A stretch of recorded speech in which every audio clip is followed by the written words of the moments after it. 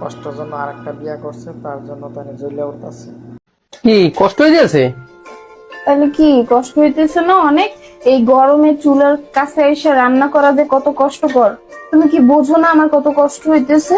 বুঝি তো, বুঝি দেখি তো ভাবছিলাম যে আর একটা বিয়ে করি, যে দুইটা বিয়ে করলে তোমরা দুইজন থাকলা 203, তোমার কাজ ভাগ করে করলা, কষ্ট কম হইবে আর কি।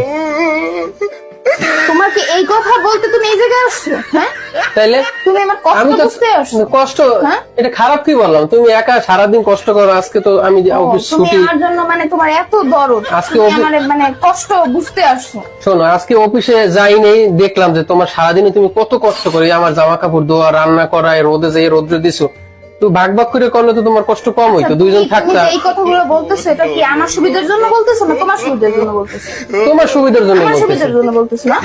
হ্যাঁ, যাও এখান থেকে, যাও আমার চোখের সামনে থেকে যাও। রাগ করো কেন? আমি তোমার ভালোর জন্য কিছু করলো, একটা দোষ। আমার যত কষ্ট আছে ভালো কষ্ট হয় যখন বিয়ার কথা কইছে, তখন কষ্ট লাগে না।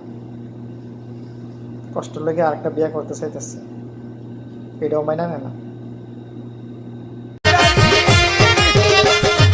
গাউসুল আজম মাঝ বান্দারি, তুমি বেলায়েতের ফুল, কত পাগল তোমার নামে, ঠাই তোমারই চরণ ধুল।